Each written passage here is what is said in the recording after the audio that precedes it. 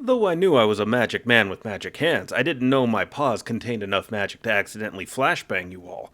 Anyways, we are going to talk about 4th level spells. Hopefully, the light adjustments have worked. Let's get rolling.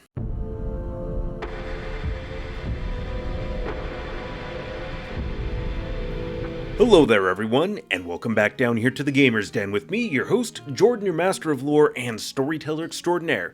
Continuing on with our guide to the 1st edition Pathfinder Arcanist, today we are going to be talking about their 4th level spells. And while the 3rd level spells were definitely the first big step into power starting to spiral out of control for players and DMs alike, 4th level continues that trend, and really, honestly, it only gets better or worse, depending on your perspective, from here. So many things start erupting, and even spells that are, mechanically, mathematically bad, they're only bad by virtue of the fact that they usually have effects that are either better done by previous spell levels or are just outmatched by other selections you can make at this level. But by all means, don't let that stop you from selecting spells that you just happen to really like, because, well, even though I pride myself on being a master of lore and storyteller extraordinaire, and I do these guides to help people, my knowledge is not vast and infinite. I'm only omniscient in terms of the settings and game tables that I run, and even then,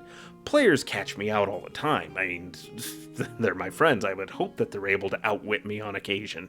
But I'm going to let myself get derailed here. I did make a joke in the opening about my hands flashbanging people, light kind of reflecting a little bit funny. Hopefully, I have fixed that a little bit with a little bit of positioning, because my overall lighting control in here, I'm limited on what I can really do, so I hope this helps. I did make the joke a little bit, but it's not meant to actually insult or offend anyone. It's just a little bit of humor all the way around, because if it's causing an issue and causing actual discomfort to people, not my intention, so hopefully I have fixed it.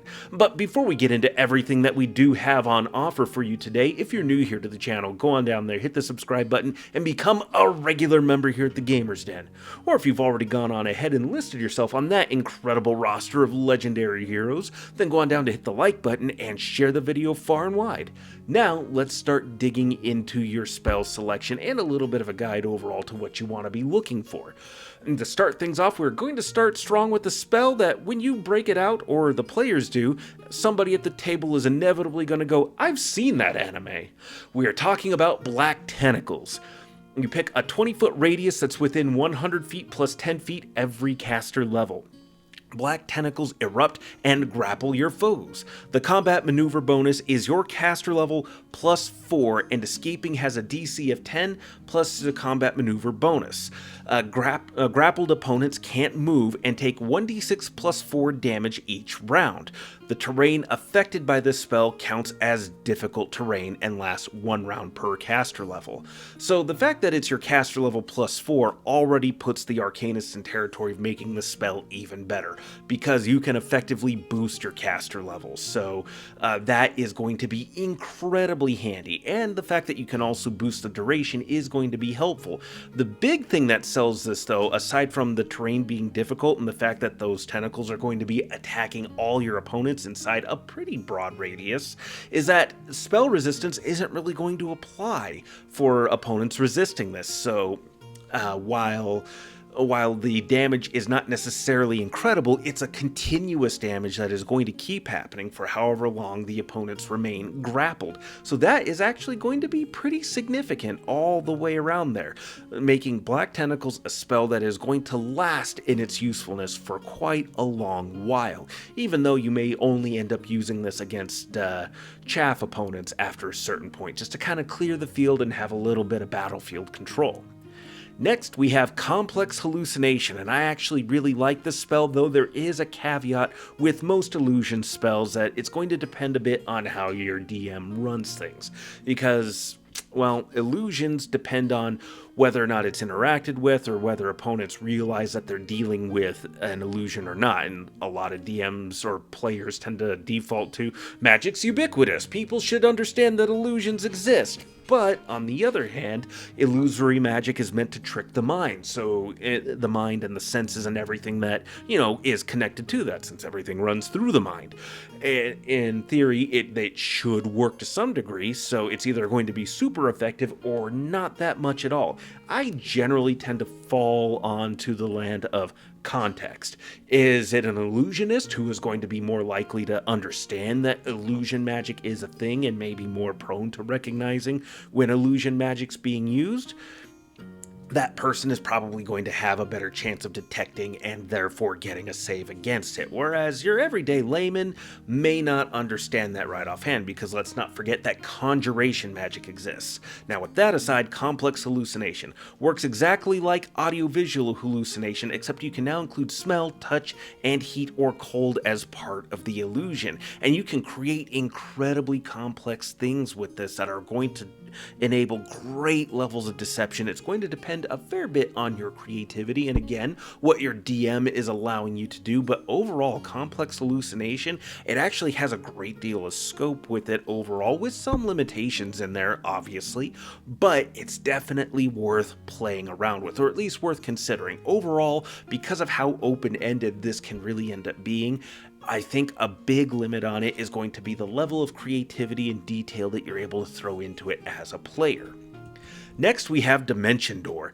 Teleport yourself and touched objects or willing creatures to a point within 400 feet plus 40 feet per caster level, limited to either your max load for objects or one creature for every 3 caster levels. You can teleport to open spaces. Occupied spaces will shunt you off to the side and deal increasing damage the further you have to be moved. So ideally, aim for an open space, but this is a short-range teleport that is going to get you and your allies a pretty dang good distance away from wherever it is you're starting at. This can be a great way for getting into a fortress, assuming it's not warded to a degree that blocks this kind of method of travel. But not a lot of places are necessarily going to be fortified to that degree, and if you are dealing with a location that is fortified in that fashion, well, it's still going to be useful regardless over most of the circumstances you're coming across. Next, we have Greater Invisibility. Touch a target, creature, or object weighing less than 100 pounds per caster level to make them invisible. Works like invisibility, except attacking doesn't end the effect. So Greater Invisibility, fantastic. Your rogues, your ambush fighters, like investigators or vigilantes are really going to appreciate having this in place.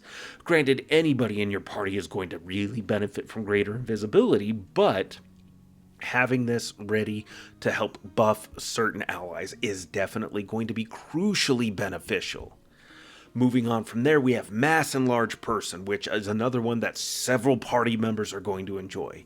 This works like Enlarge Person, which increases size category by 1, plus 2 size bonus to strength, minus 2 size penalty to dex, minus 1 to attack and armor class, but also gives a 10-foot reach. Since most of your allies are going to be medium size, that's going to bump them up to large, which is going to give them a 10-foot area that they occupy, on top of having that 10-foot reach, which is really going to let them reach out and touch somebody, especially considering that their equipment increases within size also. So if they're using any kind of reach weapon, their battlefield control is going to be off the charts. Not really, but you get what I mean.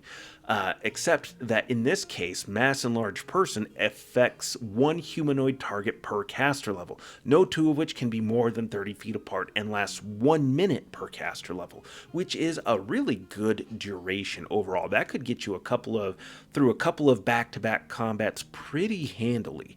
Throw on haste with this, and you are going to be dealing incredible damage. The party fighter is going to absolutely adore you. Next, we also have Stone Skin, which costs 250 gold pieces in diamond dust and granite. Touch creature gains damage reduction 10 unless they're hit with adamantine weapons, blocking up to 150 points of damage total for 10 minutes per caster level. So incredible duration right there that can be boosted further, although in this case I would say Stone Skin may not benefit that much from this because this duration is already going to be long enough and it's only going to block up to 150 points of damage total per attack. So that's going to be the big limiting factor right there already. So you're probably going to burn through that a bit faster than you will the time limit duration. So this is one where I wouldn't recommend you burn any of your arcane reservoir points to increase the duration of Stone Skin, but definitely take a little bit of your own judgment on what the encounters are going to be like overall, because maybe you're dealing with a whole lot of opponents that aren't actually going to be hitting your allies, and so maybe the duration is going to be a bit more relevant, but in that case, you're definitely fighting through just swarms and swarms and swarms of creatures at that point, so you're in some kind of marathon endurance encounter where that time limit duration is going to be more important. But that's just one example off the top of my head and seems like it'd be the most likely one to me, but again, I don't know every situation that you're going to be coming across at your own table, so use your own judgment. But overall, I'd say 9 times out of 10, 8 times out of 10, you're probably not going to need the time duration extended here all that much. Next, we have Arcane Eye. This is a great scouting spell. It takes 10 minutes to cast it, but you're not using this in the midst of a fight. You're using this beforehand. And you create an invisible magical sensor that you can see through, can be created at any point that you can see, but can travel outside of your line of sight without issue at a speed of 30 feet per round or 300 feet a minute, mainly in that case looking just like if you're just examining the floor, or 10 feet per round if examining the walls and ceiling as well, so like taking a good look around at your surroundings. Solid barriers will block it, but it can pass through holes 1 inch in diameter. Requires concentration to use it, otherwise it will sit inert and lasts 1 minute per caster level. This is one that can benefit from you using an arcane reservoir point to increase the duration, but you may not need to. Arcane Eye allows for some really wacky things depending on your creativity and ingenuity and what your DM is willing to allow, because within line of sight can mean a lot of things. One of the examples I read was, well, the moon is in your line of sight, or however many moons are present. Maybe you can cast this to get relatively close and then have it fly closer for as much of the duration as you can so that you can get a really good look at the moon's surface, scout around a little bit, set up a teleportation circle for you to have as like a return point, then teleport to the moon and begin setting up a fortress or whatever kind of home base you want on the surface of the moon. Certainly you have all kinds of spells to change an environment. You can create all kinds of enclosed spaces, start filling it with all kinds of things to help start kind of terraform a little bit, set up a breathable atmosphere within a small localized area. You can do a lot of crazy, wacky things with this, but overall, your primary usage is going to be more for scouting, and this is going to be great for that, especially since it's invisible, and it will see as you do, as like a human would generally. But overall, great spell.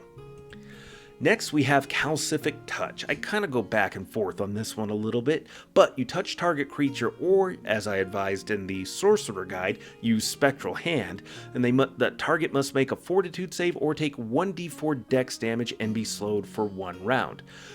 A successful save negates the slow effect, not the ability damage. A target that reaches 0 dex becomes petrified, which is great to inflict on an opponent, but depending on what the situation is, there's going to be a combination of factors that come together to help the target reach 0 dexterity. It's not going to just be solely this spell unless you are burning multiple 4th level spell slots to reduce them that low, which I don't really recommend. The 1d4 points of dex damage isn't the greatest, but it's not bad either, and I get why they did that, because 1d4 plus 1, you're at minimum draining 2 points of dex damage, and dex is just a prime stat that does so much. It affects armor class, touch armor, several skills, your reflex saves, your ranged attacks, your initiative. Dexterity does a lot for any character build. I don't care what a lot of takes are. Dexterity just does so much for you overall. The only real limiting factor to it being, how much heavy armor you're wearing. But aside from that, reducing a target's dex is going to deal a significant and broad range of impairments and damage to them overall, and it just makes a target vulnerable to so many more things. So calcific touch can actually end up doing a lot for you all the way around, making targets more vulnerable to reflex save effects, making them take lower initiative scores, because if you get the 1d4, you get the 4 on the 1d4, you're reducing their dexterity by their bonus by 2 points there. You could potentially knock a target to 0 bonus or down into a negative, depending on how high their dexterity score actually is. And reducing their armor class is always going to be great, especially if it's a target that is depending on their dexterity score to help with their armor class.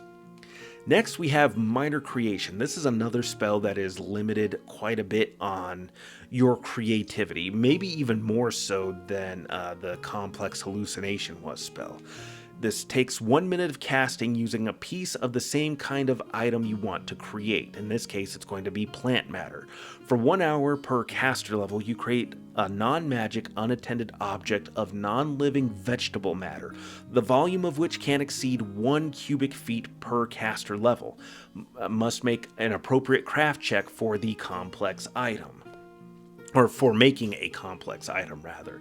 So this reaches back to older versions of D&D, Advanced Dungeons and Dragons, 2nd edition and stuff like that, where the open-endedness of this was left to a lot of player creativity and DM approval, DM fiat, whatever kind of contrivances or limitations they want to put to it. But really, the biggest thing is going to be player creativity. So where your DM decides to put a stop to things is going to depend on them.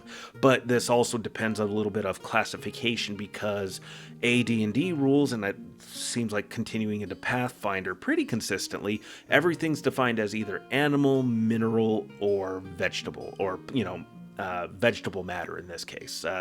And since everything falls under those 3 classifications, that actually ends up being a pretty broad range of things. For example, mushrooms count as vegetables in this instance. So you can do a lot with this. This is actually, according to a couple of different guides and threads I'd read through, which it all seems to fit with rules as written, a lot of different poisons are made from plant or vegetable matter. So, a black lotus poison, for example, pretty rare, pretty expensive, but even at 4th level, you can create gallons of the stuff, because 1 cubic foot, I think, counts as 8 gallons, if I'm remembering right, per the rules. So that's thousands upon thousands of gold pieces right there, potentially. Now, granted, people are going to be a little bit suspicious that you have gallons of a really rare and expensive poison, but that said, that's going to be incredibly useful for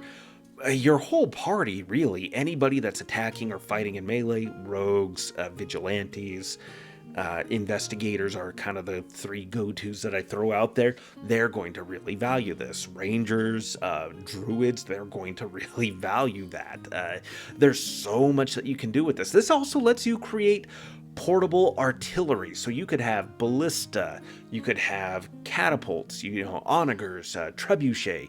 You can make repairs to boats. You can make repairs to boats with this. You can make more rope. You can make ladders. You can repair holes in ships, or create the materials to repair holes in holes that are in the hull of a ship. You can repair sails. You can do so much with this. So it's really going to depend on your creativity and what this situation is precisely at hand. I mean, heck, since all kinds of alcohol are made from grains, you could argue that is plant matter or, water, but you could at least make the grains necessary to do a lot of this if you're dealing with something specific and rare that's story related. I mean, there's so much that you can do. You can make all kinds of herbs with this that have powerful, potent magic effects. So minor creation can end up doing a lot for you. One thing that is specifically listed in it, though, that I didn't type out here is that you can't use this to make spell components. If you attempt to use this to make spell components and use them in a spell, the spell will automatically fail. That's your only real specified limitation here. Other than that, you could go crazy with this, and the only limiting factor is going to be your DM. So play around with it, come up with some ideas, have fun with it. Certainly, I do love it when my players go engage creatively with these kinds of spells and effects. Next, though, we have a spell that's really not that great. It's not terrible, but not super great. We have Crushing Despair. Targets within a 30-foot cone-shaped burst must make a will save or take a -2 penalty to attack, damage, saves, ability, and skill checks. While that's not bad, you're at a level where you're getting into 4th level spells. A -2 penalty to all those things, while not bad, it's not really going to help you a whole heck of a lot. Sure, you can probably aim this at a group of lower level enemies, but the kind of lower level enemies that are going to be feeling the effects from this aren't going to be the greatest threat to you and your party. You may not really need to burn a 4th level spell slot to do this. You certainly have other better options for debuffing opponents, but it's not the worst thing ever. And certainly having it handy doesn't necessarily mean it's going to be bad. It just might be better used through another source if you can manage that. Unlike Unbearable Brightness, creatures within 30 feet of you are dazzled because it's an effect that is centered on you. Creatures sensitive to light must make a reflex save or be blinded. Counts as daylight for interacting with darkness. You're better off using pyrotechnics, because while the dazzling effect doesn't really seem to have anything in the way of a save, dazzled at this level is kind of an okay debuff. Blinded is great, but by the time you get access to 4th level spells, the number of opponents that are going to be able to make the reflex save are starting to become a little bit more significant. Your abilities using your reservoir points to increase the save DC could be useful in this instance, but really the fact that you can duplicate this effect using pyrotechnics, and if you really want to make sure an opponent fails that save, or better ensure that anyways, you can just use a reservoir point on the 2nd level pyrotechnics spell instead. And pyrotechnics has a little bit more flexibility and options in the effects, especially with the much longer range that it has. Really the only limitation is that there be a light source available, but you have ways around that, and it has to be a light source that is fire, so a torch, a candle, a campfire. So again, many easy ways of bringing this effect about for pyrotechnics that make Unbearable Brightness kind of pale in comparison. This is an example of where the effect's not necessarily bad, it's just duplicated by a lower level spell that's can be as effective as Unbearable Brightness. But what do you think? Go on down to the comments below and let me know your thoughts. Did you like today's video? Did you dislike it? Have my adjustments to the lighting made my skin less reflective of the light? I've toned down the brightness on the monitor, I've adjusted the brightness on the light that I have here, and I've changed the angle overall that I'm sitting at, and I've tried to keep my arm out from going out like this. Hopefully that didn't actually blind anybody there, but it was an example. Let me know your thoughts in the comments down below so that we can engage in discussion. discussion, and if you've made it this far, that is, you must have enjoyed something, so why not go down there, hit the subscribe button, and become a regular member here at the Gamers Den. Or if you've already gone on ahead and listed yourself on that incredible roster of legendary heroes, you dashing figures you, then why not go down there, hit the like button, and share this video far and wide. Spread the word about the channel of us here at the Nexus Librum. But with all that said, I've been your host, Jordan, your Master of Lore and Storyteller Extraordinaire. Thank you all so very much for your time. Good gaming to you all, and you all have yourselves a good night.